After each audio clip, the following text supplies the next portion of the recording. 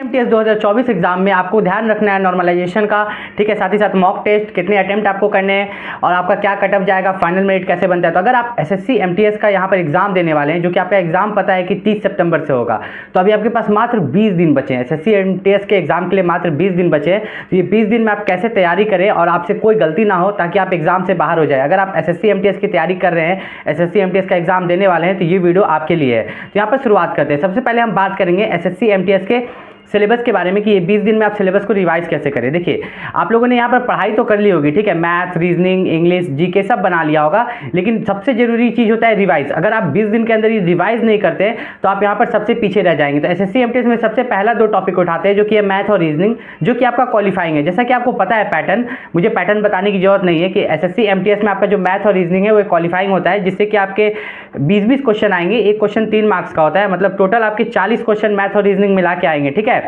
जिसमें से अगर आप 12 क्वेश्चन भी बना देते हैं जनरल से हैं तो आपका यहाँ पर काम बन जाता है, ठीक है। यहाँ पर अगर ओबीसी, एससी, एसटी तो उनके लिए तो और भी कम क्वेश्चन है। तो सबसे पहले मेरा मेन टॉपिक है सिलेबस, 20 दिन में रिवाइज कैसे करना है। तो हम लोग रीजनिंग से शुरू करते हैं। अगर आप रीजनिंग बना रहे हैं, ठीक है, तो आप बहुत दिन से कोडिंग डिकोडिंग वीडियो क्लासेस देख देख के कर रहे होंगे, सब कुछ कर रहे होंगे। तो अब रिवाइज करने का तरीका क्या है कि रिवाइज करने के लिए मान लीजिए कि आपने रीजनिंग में कोडिंग डिकोडिंग चैप्टर बनाया, या आपने यहाँ पर दूसरा कोई चैप्टर बनाया जैसे कि ब्लड रिलेशन, ठीक है, तो उसको आप क्या करना है, मॉक टेस्ट देना है जाके, ठीक है। उसका जो मॉक टेस्ट होता है सेक्शनल मॉक टेस्ट, किसी कोडिंग डिकोडिंग का ही मॉक टेस्ट, या आपके पास कोई बुक है जिसमें कि कोडिंग डिकोडिंग का चैप्टर है तो उससे पूरा कोडिंग डिकोडिंग बना दीजिए, ठीक है। तो इस तरह कर करके आपको 20 दिन के अंदर रिवाइज करना है। मैथ्स के बारे में बात करें तो मैथ्स को भी आपको सेम वे में करना है। सबसे पहले हम बात करते हैं कि इंपॉर्टेंट टॉपिक क्या क्या है सबके अंदर। तो यहाँ पर अगर हम बात करें तो आपका इंग्लिश और जीके पर मेरिट बनेगा। तो इंग्लिश में जो आपका इंपॉर्टेंट टॉपिक है वो है आपका वन वर्ड सब्स्टिट्यूशन, दूसरा है आपका आइडियम्स एंड फ्रेजेस, ठीक है। तीसरा अगर मैं बात करूँ तो वह है आपका सिनोनिम्स और एंटोनिम्स, ठीक है, और साथ ही साथ स्पेलिंग्स। सबसे ज़्यादा मायने रखता है एसएससी के एग्जाम में ग्रामर रूल्स, ठीक है, ग्रामर रूल्स, फिर आपका वॉइस, नरेशन, उसके बाद आपका फ्रेजल वर्ब। तो ये सब आपको इंग्लिश में करना है। अब जीके में आपको कहाँ कहाँ से क्वेश्चंस आएंगे, तो स्पोर्ट्स, जितना भी खेल कूद होता है उससे 2 मार्क्स का क्वेश्चन आएगा, ठीक है। बुक्स एंड ऑथर्स से 1 से 2 मार्क्स का क्वेश्चन आता है। साइंस, अब साइंस में आपका आ गया बायोलॉजी, जूलॉजी, हेल्थ से रिलेटेड क्वेश्चन, जो कि लगभग 5 मार्क्स के आते हैं। कितने मार्क्स के? 5 मार्क्स के क्वेश्चन आते हैं। फिजिक्स से आपका 3 क्वेश्चन हो गया, केमिस्ट्री से 2 क्वेश्चन हो गया, ठीक है। इकोनॉमिक्स से जो आपके क्वेश्चन आएंगे वो 4 क्वेश्चन आते हैं। कितने? 4। हिस्ट्री से आपके 4 क्वेश्चन आएंगे। अगर नेशनल इवेंट की बात करें, ठीक है, तो नेशनल इवेंट से आपके 2 क्वेश्चन आते हैं, नेशनल और इंटरनेशनल इवेंट मिला के।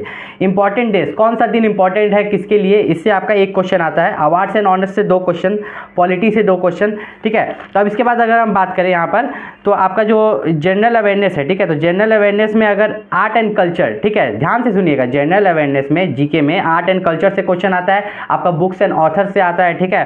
5 ईयर प्लान जो है उससे क्वेश्चन आएगा। फिर आपका इंपॉर्टेंट अवार्ड, अभी जो बजट हुआ था, हाल फिलहाल में जो बजट हुआ था उससे क्वेश्चन आएंगे। आपका जो यूक्रेन में वार चल रहा है, ठीक है, आपका जो यूक्रेन और रशिया के बीच में जो वार चल रहा है उससे ज़्यादा क्वेश्चन आएगा कि यूक्रेन का प्रेसिडेंट कौन है, ठीक है। रशिया का सबको पता है, ठीक है, व्लादिमीर पुतिन है, ठीक है, लेकिन यूक्रेन का कौन है, ठीक है। तो इस तरह करके आपको सब चीज़ याद करना है कि फिर वार में कुछ स्पेशल हुआ होगा तो उसके बारे में आपको याद करना है। फिर आपको नेशनल पार्क के बारे में याद करना है, इंपॉर्टेंट डेज के बारे में याद करना है, ठीक है। अब सबसे पहले मेन बात हम यहाँ पर बात करते हैं कि सिलेबस आपका हो गया, ठीक है। तो इन सिलेबस को आपको कंप्लीट तो आपका पहले से होगा, अगर नहीं है तो अभी आपको शॉर्ट में रिवाइज करना है। आपको शॉर्ट में रिवाइज करने के लिए क्या करना है, जल्दी जल्दी वीडियो क्लासेस इंटू 2x करके आप देख सकते हैं। बात करते हैं नॉर्मलाइजेशन के बारे में। आप एसएससी एमटीएस का जो एग्जाम देंगे तो उसमें नॉर्मलाइजेशन कैसे होता है, तो नॉर्मलाइजेशन 2 चीज़ पर बेस्ड होता है। पहला आपका जो नॉर्मलाइजेशन होता है वो होता है आपका easy shift, medium shift, hard shift पर। दूसरा जो नॉर्मलाइजेशन होता है उसी में दोनों चीज़ मिला के नॉर्मलाइजेशन होता है। और दूसरा जो यहाँ पर है आपका कि आप कितने क्वेश्चन सही कर रहे हैं, कितने गलत कर रहे हैं, ठीक है, उस पर भी आपका नॉर्मलाइजेशन डिपेंड करता है। एक एग्जांपल मैं देता हूँ कि मान लीजिए आपका ईजी शिफ्ट में पढ़ा है और एक बच्चा का हार्ड शिफ्ट में पढ़ा है, ठीक है। अगर दोनों ने 5-5 गलती की है तो दोनों का सेम मार्क्स बढ़ेगा, उसी हिसाब से बढ़ेगा, ठीक है, ठीक है। ईजी शिफ्ट वाला का यहाँ पर जो मार्क्स बढ़ेगा वो कम बढ़ेगा, हार्ड शिफ्ट वाला का ज़्यादा बढ़ेगा। अगर मैं यहाँ पर बात करूँ कि यहाँ पर जो नॉर्मलाइजेशन का जो मेन रूल होता है वो होता है नंबर ऑफ मिस्टेक्स। तो आपको पता होगा इंग्लिश में अगर मैं बात करूँ, इंग्लिश और जीके जिस पर आपका मेरिट बनेगा, तो टोटल आपके जो क्वेश्चन होंगे यहाँ पर टोटल 50 क्वेश्चन होंगे 150 मार्क्स का। तो ये 50 क्वेश्चन में आपको कितना गलती करना है कितना नहीं मैं आपको बताता हूँ, ठीक है। तो अगर 50 क्वेश्चन में आप कोशिश कीजिएगा कि 5 से ज़्यादा गलती ना करें। बच्चे तुक्के लगाते हैं, आप भी लगाओ तुक्के, कोई दिक्कत नहीं है, ठीक है। अगर आप सॉल्व कर लिए हो सब, आपको लास्ट में लग रहा है कि हाँ कुछ हो सकता है, तुक्के लगाओ, लेकिन 5 से ज़्यादा गलती यहाँ पर नहीं करना है। नेक्स्ट हम बात करते हैं यहाँ पर मॉक टेस्ट के बारे में। तो मॉक टेस्ट के लिए सबसे बेस्ट यहाँ पर जो अभी 20 दिन में आप कर सकते हो। आपके पास ज़्यादा समय नहीं है एसएससी एमटीएस के लिए, मात्र 20 दिन का समय है, जिसमें कि मॉक टेस्ट के लिए आप टेक्स्ट बुक ऐप को रिफर कर सकते हो। प्ले स्टोर से आप टेक्स्ट बुक ऐप डाउनलोड कर लो, ठीक है, उसका सब्सक्रिप्शन ले लो। वहाँ पर आप देखोगे कि मैथ, रीजनिंग, इंग्लिश, जीके सबका वहाँ पर मॉक टेस्ट दिया हुआ है, साथ ही साथ प्रीवियस ईयर क्वेश्चन पेपर। तो अब बच्चों का सवाल रहता है कि sir previous year question paper कितने साल का करें? तो प्रीवियस ईयर क्वेश्चन पेपर जो है वो आप 5 साल का कीजिए। कितना साल का? 5 साल का प्रीवियस ईयर क्वेश्चन पेपर कीजिए, क्योंकि मिनिमम 5 ईयर्स का भी कर लेते हैं तो वह बहुत अच्छा रहता है। अब आप बोलिएगा कि सर करंट अफेयर के लिए कोई जेन्युइन सोर्स नहीं मिलता है। करंट अफेयर के लिए हम लोग बहुत सारा वीडियो यूट्यूब पर देखते हैं, बहुत सारा पीडीएफ, बहुत सारे सर्च देते हैं, लेकिन कोई जेन्युइन सोर्स नहीं मिलता है। तो आप अपने मार्केट में जाइए या गूगल पर ही सर्च कर लीजिए, करंट अफेयर के लिए स्पीडी पब्लिकेशन का बुक आता है, जो कि बेस्ट बुक है। करंट अफेयर के लिए स्पीडी पब्लिकेशन का बुक, अभी आपके पास 20 दिन है ना, तो 20 दिन में वो करंट अफेयर का बुक आप कंप्लीट कर सकते हैं, ठीक है। वो ज़्यादा टफ नहीं होता है और उससे आपका क्वेश्चन फंसेगा भी, वहाँ पर क्वेश्चन आएंगे भी। तो मात्र 20 दिन में वो करंट अफेयर का बुक आप कंप्लीट कर सकते हैं, जो कि स्पीडी पब्लिकेशन का आता है। अब बात करते हैं कि आप अटेम्प्ट कैसे करें। तो अटेम्प्ट करने का यहाँ पर तरीका अगर मैं आपको बताऊँ तो इंग्लिश और जीके पर मेरिट बनेगा। तो जिस बच्चे का इंग्लिश मजबूत है तो ये इंग्लिश में फुल से फुल अटेम्प्ट करने का कोशिश करे, और जिस बच्चे का जीके मजबूत है वो जीके में फुल से फुल अटेम्प्ट करने का कोशिश करे, क्योंकि इंग्लिश और जीके दोनों ही ऐसा सब्जेक्ट है जिसमें आपको सॉल्यूशन नहीं करना है मैथ रीजनिंग की तरह। बस आपको वहाँ पर रूल, इंग्लिश में रूल्स आना चाहिए, ठीक है, कॉम्प्रिहेंशन आना चाहिए, तो आप वहाँ टिक कर पाओगे। और जीके में आपको नॉलेज होना चाहिए, स्टैटिक जीके का, करंट अफेयर का, सब कुछ का नॉलेज होना चाहिए, तो टिक कर पाओगे, ठीक है। तो इसमें मेन यहाँ पर दिक्कत है कि बच्चे बोलते हैं कि पहले इंग्लिश अटेम्प्ट करें या पहले जीके अटेम्प्ट करें। तो जिन बच्चों का जो सब्जेक्ट मजबूत है पहले उसको अटेम्प्ट करो। उसको अटेम्प्ट करने से क्या होता है ना कि मान लो मेरा इंग्लिश मजबूत है, अगर मैं पहले इंग्लिश मजबूत अटेम्प्ट करता हूं तो इंग्लिश में यहाँ पे कितने क्वेश्चन है? 25 क्वेश्चन है। तो अगर मैंने 25 क्वेश्चन अटेम्प्ट किए, इंग्लिश के 25 क्वेश्चन अटेम्प्ट किए, 25 में मैंने 24 भी बनाया, तो मुझे कॉन्फिडेंस आ जाता है कि अरे मैंने 24 क्वेश्चन इंग्लिश में बना लिए, तो वहाँ पर जीके में भी मुझे कॉन्फिडेंस आता है, ठीक है। और नेगेटिव मार्किंग से बचे, अगर कोई क्वेश्चन नहीं आता है तो कोशिश करें ना ही टिक करने का, ठीक है, तुक्का लगाने से बचे, तुक्का ना लगाएं, क्योंकि नेगेटिव मार्किंग जो आपका कट जाएगा तो इसमें बहुत ही ज़्यादा आपको यहाँ पर दिक्कत होने वाला है। जैसे कि आप जानते हैं कि एक क्वेश्चन के लिए 3 मार्क्स मिलता है, तो उस हिसाब से एक क्वेश्चन के लिए 1 मार्क्स कटता भी है। अगर एक क्वेश्चन गलत करोगे तो 1 मार्क्स आपका कट भी जाएगा, तो इस बात का आपको खास ध्यान रखना है। अब बात करते हैं फाइनल मेरिट के बारे में। ऐसा नहीं होगा कि आप एसएससी एमटीएस में कटअप पार कर लोगे तो आपका सिलेक्शन हो जाएगा, ठीक है, कटअप पार कर लोगे तो ऐसा सिलेक्शन हो जाएगा। फाइनल मेरिट बहुत ज़्यादा जाता है। बात करते हैं फाइनल मेरिट के बारे में। तो फाइनल मेरिट होता क्या है? जैसे अभी आप एसएससी एमटीएस का एग्जाम दोगे तो आपको पता है कि 1 सिंगल एग्जामिनेशन से सिलेक्शन है, ठीक है, उसमें कोई भी टाइपिंग वूपिंग कुछ नहीं है, एक सिंगल एग्जामिनेशन दोगे। हवलदार की बात नहीं कर रहा हूँ मैं, एसएससी एमटीएस की बात कर रहा हूँ। एसएससी एमटीएस में आप सिंगल एग्जाम दोगे और उस सिंगल एग्जाम से आपका एसएससी एमटीएस में यहाँ पर सिलेक्शन हो जाएगा, ठीक है।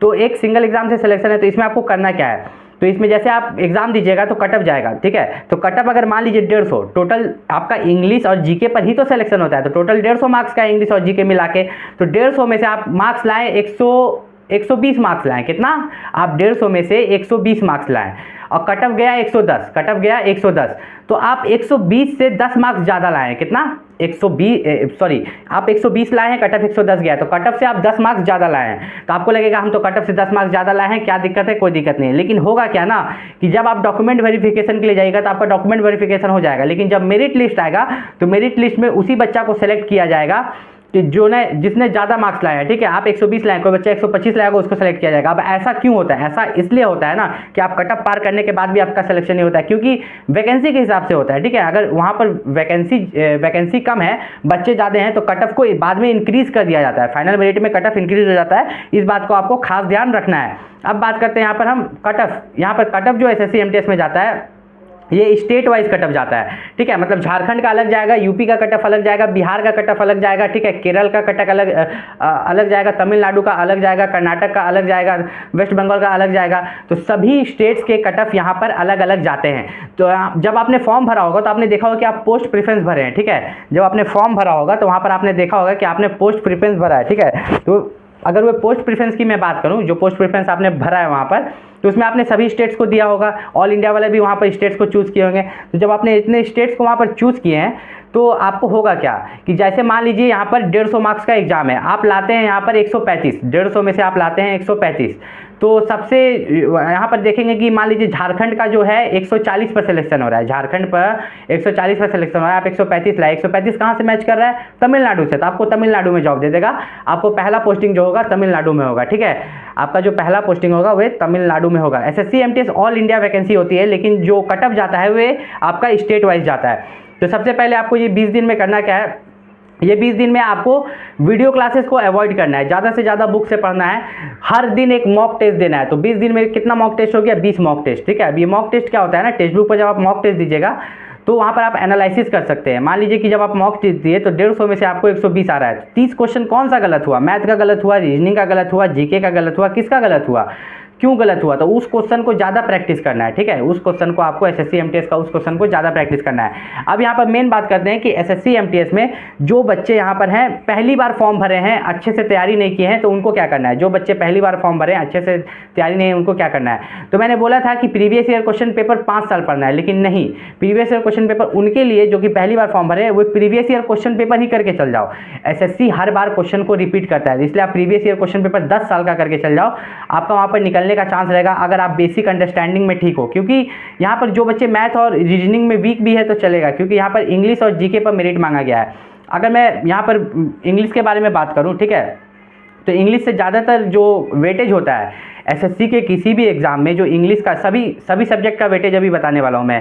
इंग्लिश का वेटेज बताऊंगा, जीके का वेटेज बताऊंगा, मैथ का रीजनिंग का नहीं बताना यहाँ पर, क्योंकि मैथ रीजनिंग आपका यहाँ पर क्वालिफाइंग है, तो आपको वहाँ पर ज़्यादा दिक्कत नहीं होने वाला। तो अगर मैं यहाँ पर बात करूँ इंग्लिश और जीके के वेटेज के बारे में, तो इंग्लिश में आपका जो 60% वेटेज होता है एसएससी एमटीएस के एग्जाम में, इंग्लिश का जो 60% वेटेज होता है वो आपका रीडिंग कॉम्प्रिहेंशन पर होता है, ठीक है। जो आपको कॉम्प्रिहेंशन मिलता है, आपका रीडिंग कॉम्प्रिहेंशन, तो उस रीडिंग कॉम्प्रिहेंशन पर ही आपका 60% का वेटेज होता है, ठीक है। अगर बात करें यहाँ पर तो एसएससी एमटीएस में जो आप देखिएगा एक कॉम्प्रिहेंशन है, उसी से क्वेश्चन दिया गया है, तो वही आपको प्रैक्टिस करना है ज़्यादा से ज़्यादा।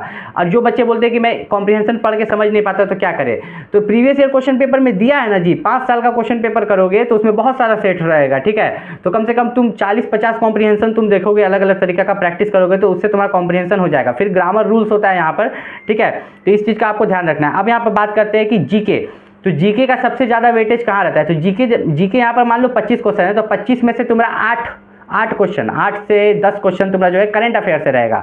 तो करंट अफेयर के लिए मैंने बुक सजेस्ट किया था, जो कि आपका था स्पीडी पब्लिकेशन का बुक, ठीक है। करंट अफेयर के लिए आपका बुक था स्पीडी पब्लिकेशन का, तो ये हो गया। अब बाकी जो क्वेश्चन रहेंगे आपके स्टैटिक जीके से रहेंगे, ठीक है। तो स्टैटिक जीके जो आपका हो जाता है यहाँ पर, तो स्टैटिक जीके में आपको एक चीज़ का ध्यान रखना है कि स्टैटिक जीके में आपको ज़्यादा वेस्ट नहीं करना है, क्योंकि हिस्ट्री आप पढ़ रहे हो तो आपको हिस्ट्री का टीचर थोड़ी बनना है जो कि आप हिस्ट्री को पूरा डेप्थ में पढ़ रहे हो। आपको ऊपर ऊपर पढ़ना है, आपको देखना है कि हिस्ट्री में हमको मिडिवल हिस्ट्री से क्वेश्चन पूछ रहा है कि एंशिएंट हिस्ट्री से क्वेश्चन पूछ रहा है, तो आपको उस हिसाब से यहाँ पर करना है।